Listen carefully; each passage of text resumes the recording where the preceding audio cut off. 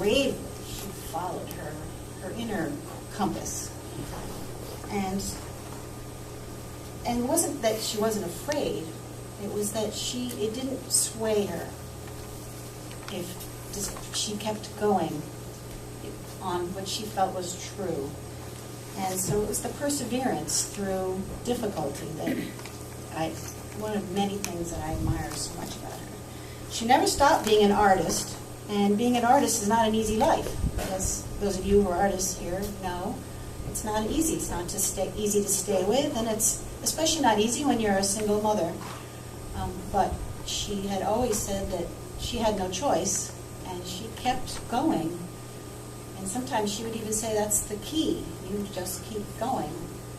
And by, through the end, her art showed that it was a boon to us, a benefit to us for her to follow that.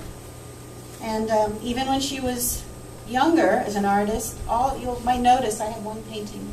All her art was in colored pencil. And that's because that's all she had the money for. She couldn't afford paints. And she did the most magnificent work in colored pencil. And the other thing that she persevered through was her spiritual studies, which many of you share with her.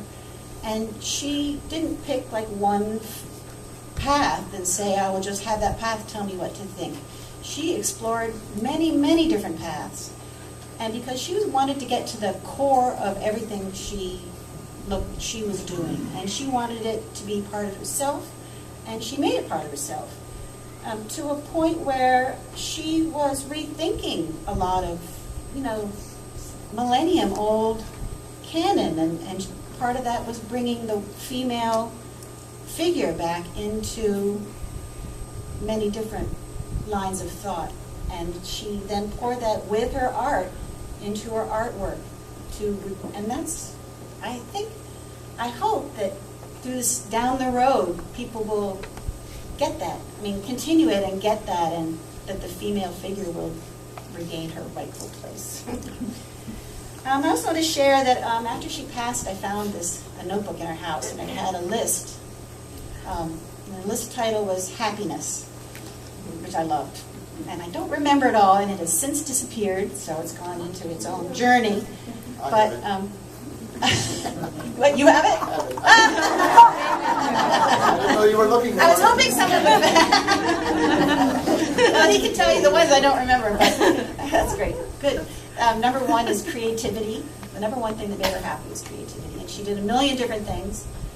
She made my children have dresses that she made them when they were young, and she did her boxes and her.